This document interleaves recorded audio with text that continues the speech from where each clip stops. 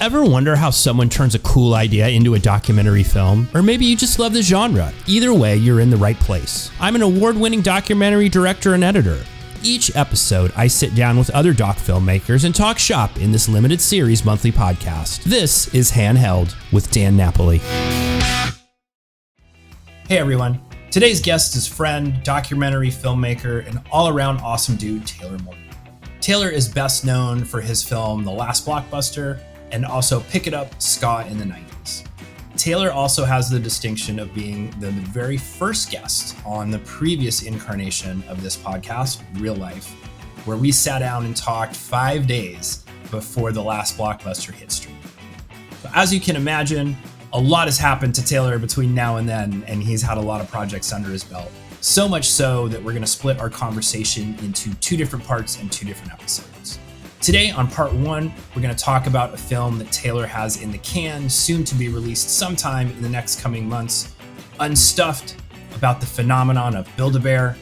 And Taylor's going to give us his experience of what it was like working with a brand and a brand commissioned documentary film. We'll be back the week of August 15th for part 2 of my convo with Taylor, and we're going to get into the film he is currently in principal photography on, Getting Lost, about the highly popular and now highly controversial television series and the fandom that surrounds it.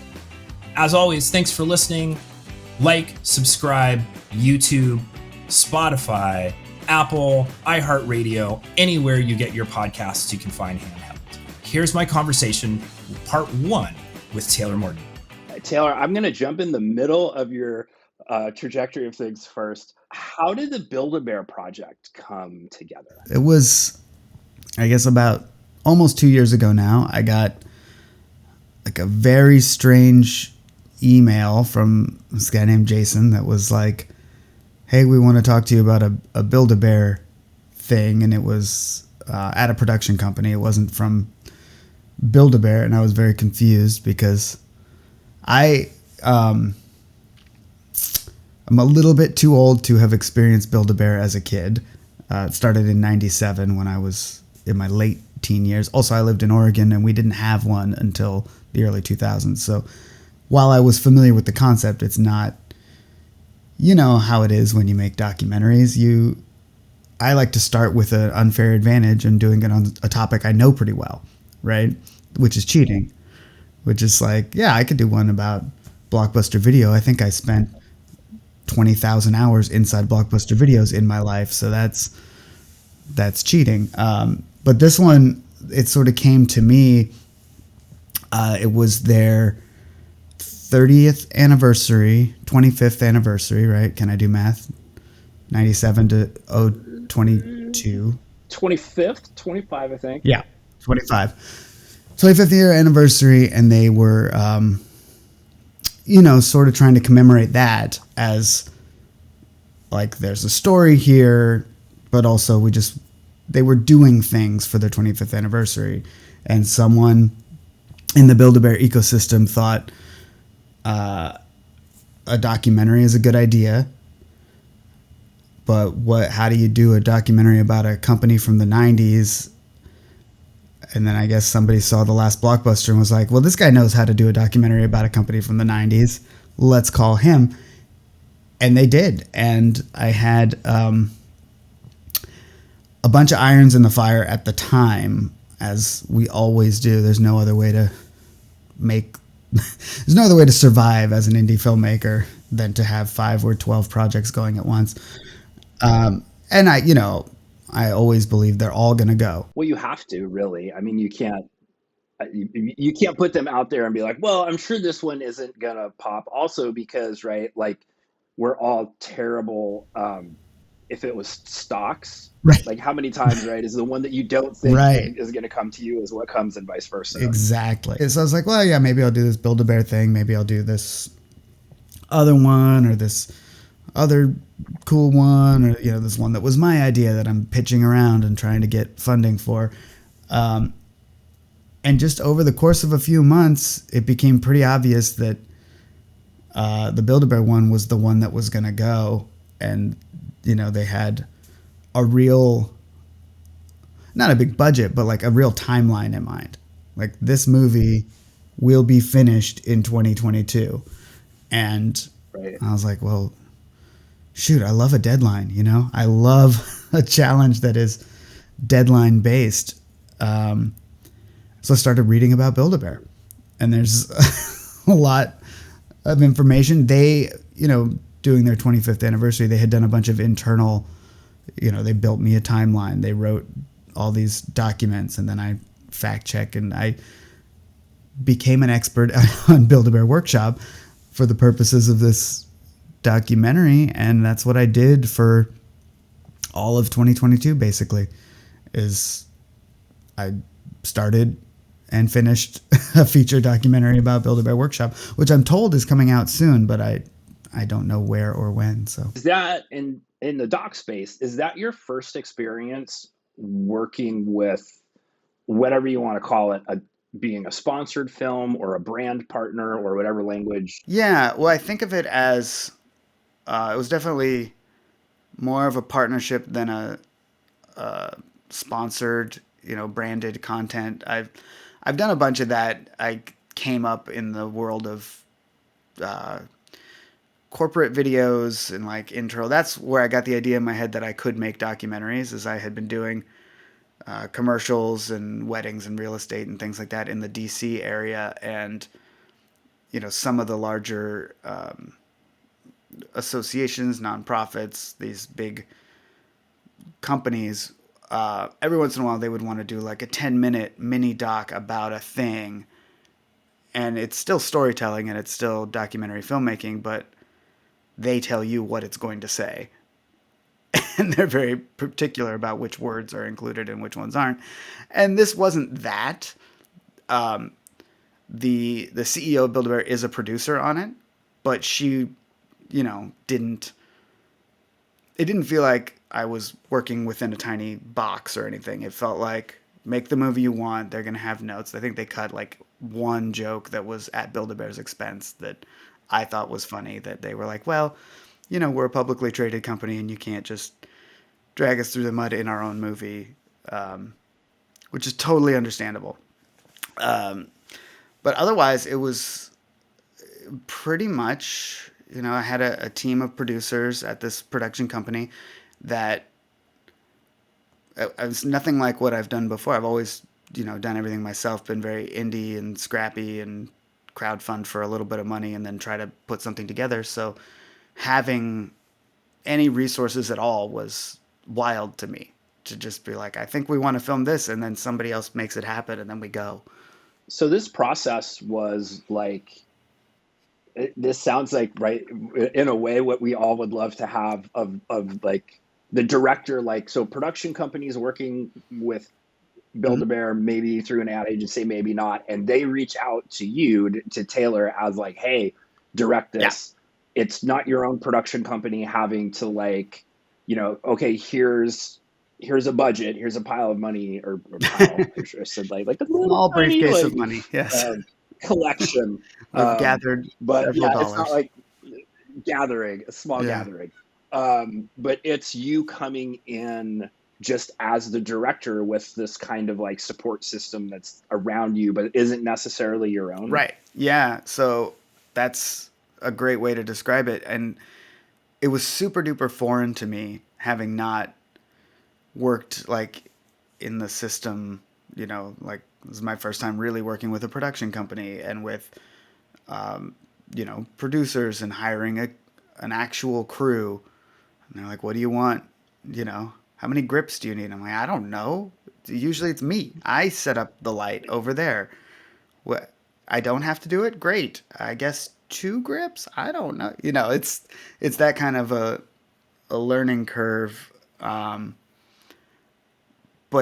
it was really fun from the standpoint of just taking the limitations away and being able to just write in a document like, wouldn't it be cool if we could do this? And then 2/3 of the time they come back and go, no, no, we can't do that.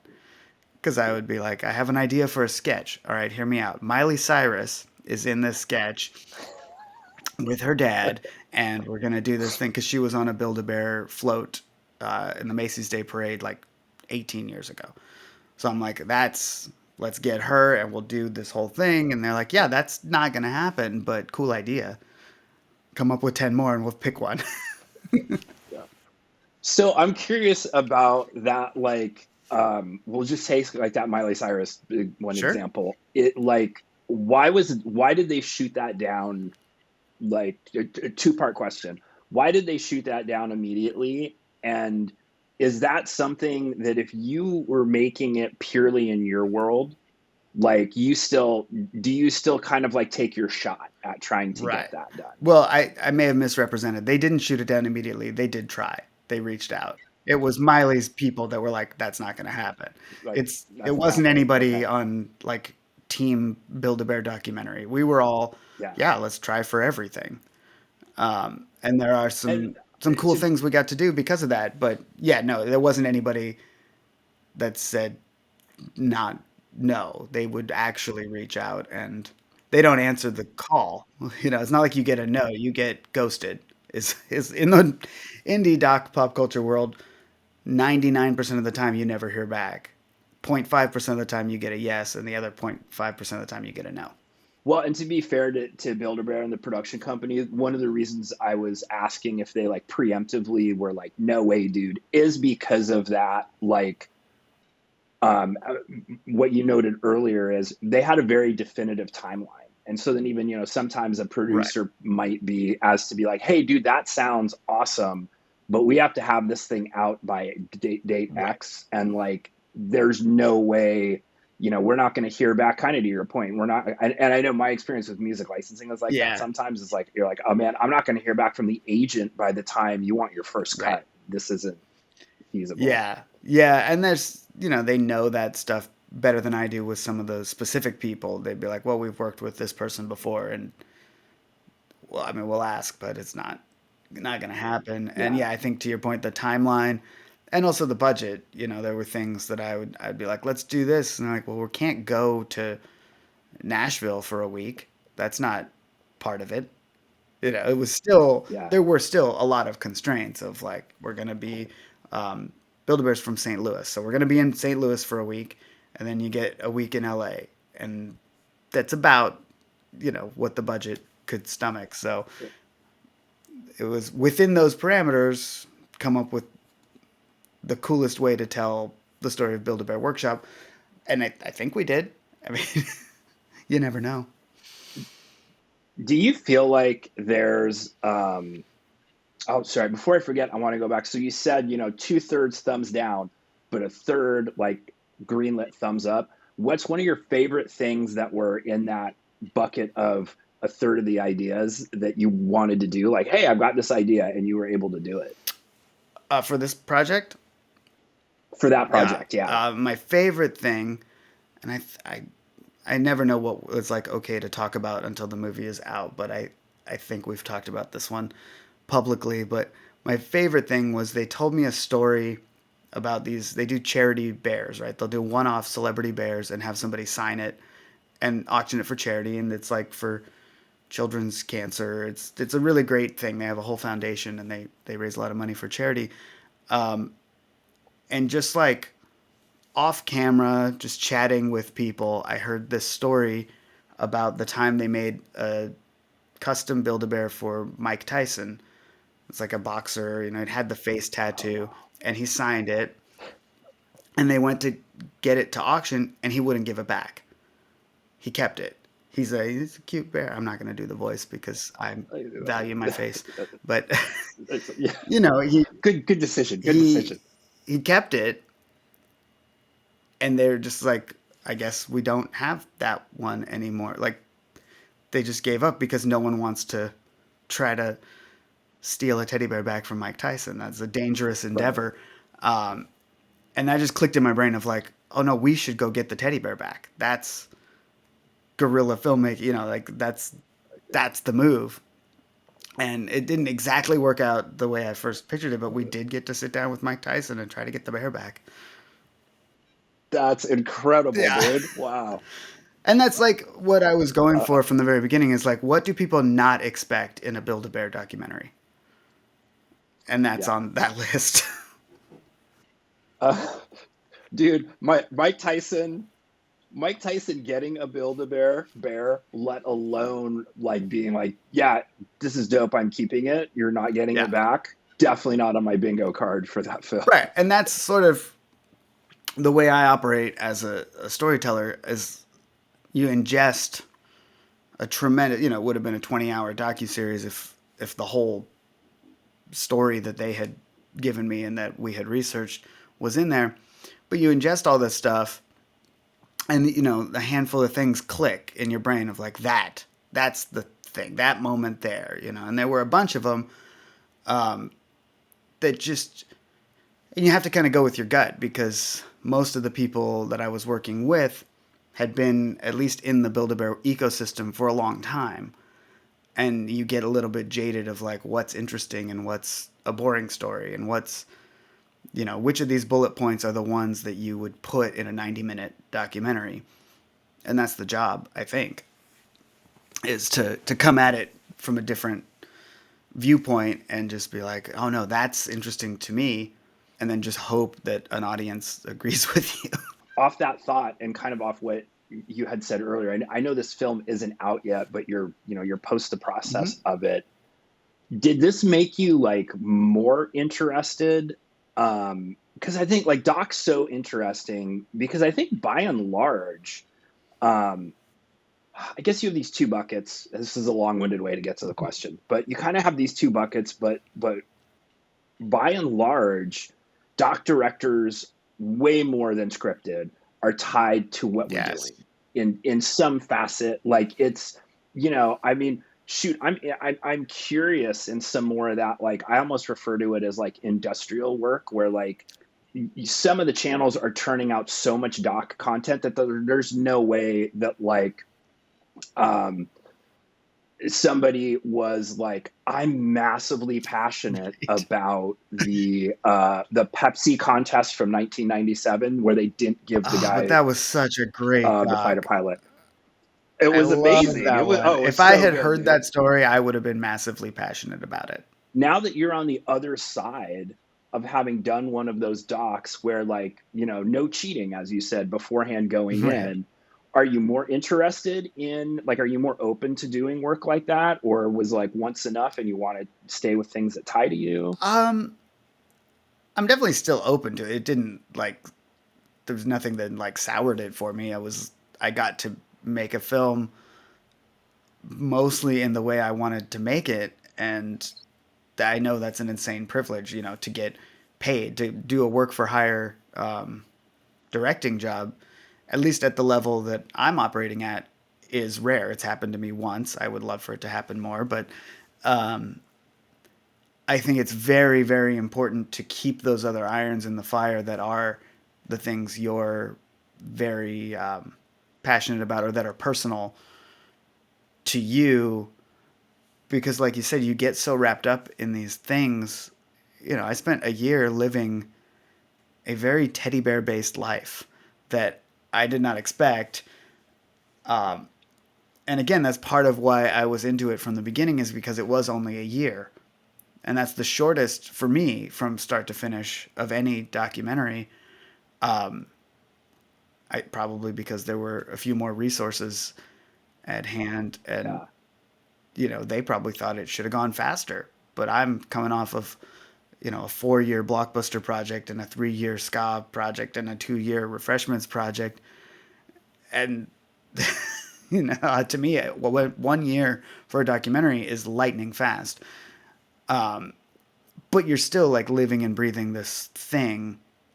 And to a certain extent, once the movie comes out, people know you as this thing, right? So like for a while I was the Refreshments guy. I'm definitely the ska guy amongst people that I know. And I'm the Blockbuster guy. And you get tagged in every news article. They're like tweeted at you or whatever. And now I'm going to be the Build-A-Bear guy. And you have to be okay with that. I think it was interesting as a fan though. Like when I saw you announce like the Build-A-Bear doc, I'm like, did not see that coming, but also makes complete sense in a way. And as like a director, like I think that is I think that's really cool and maybe like important. I'm trying to come around to that myself. I'm assuming most of the people who will listen who listen to this show are, I'm assuming our audience is young filmmakers, is like, and I hate, it's just, I know it's the eye rolling like, oh, you're a brand, like, ah. But like people kind of knowing what your gig is as a doctor, I'd say more like a Mm-hmm. voice. It made sense to me.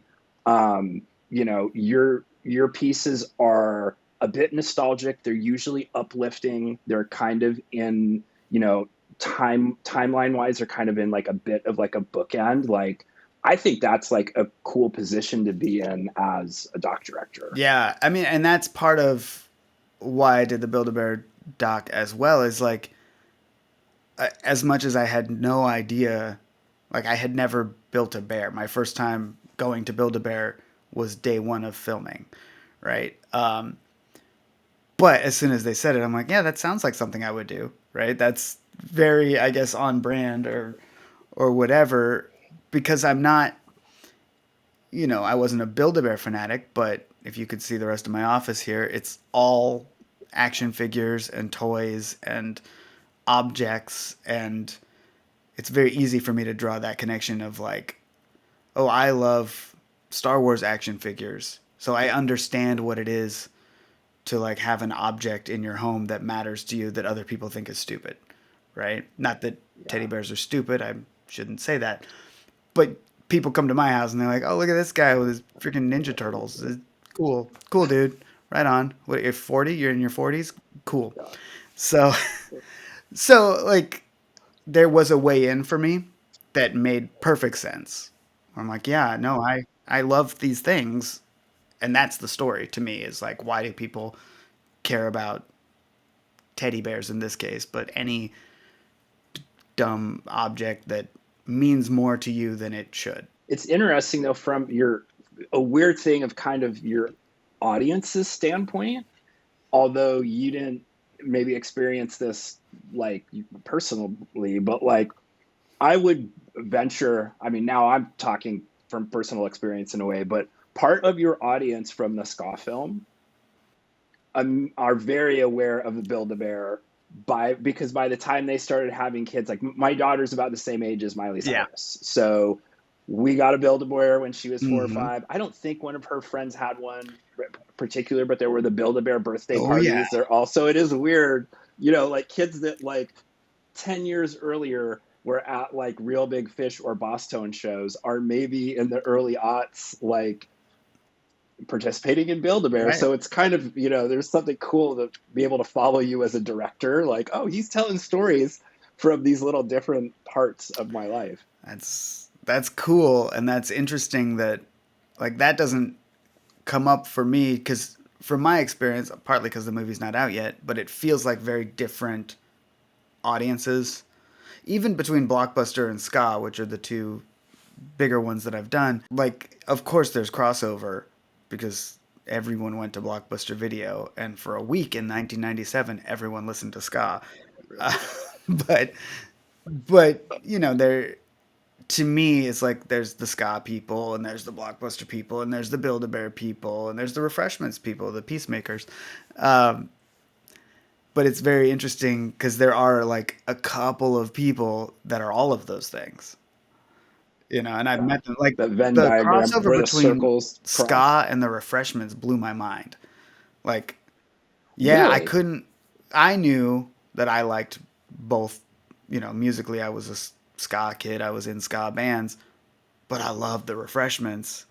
And they're like, this Americana kind of Southwest, a little twangy rock band from Tempe, Yeah. Arizona. And then, you go about your life and you're doing a ska movie and all you have to show people is this refreshments doc. And they're like, oh, I love the refreshments.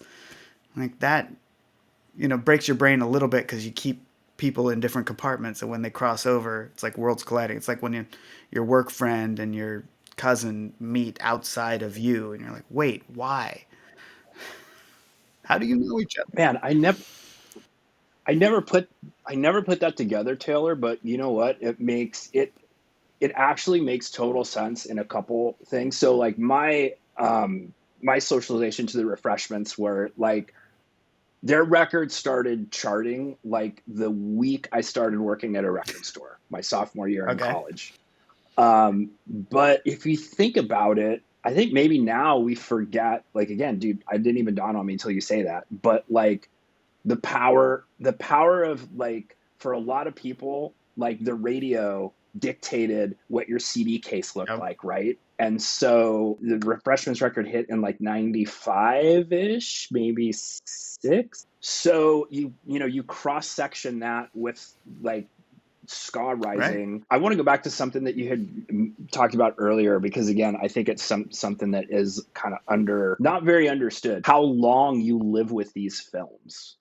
I have a roommate that's been my roommate since November 2021, which is this Iron Kids action sports documentary I'm working on. I like roommates is good. So you said 4 years on the Blockbuster doc, 3 years on Pick It Up on the ska doc. You know, I think of them as, I don't have children, so maybe like pets. I have all these pets.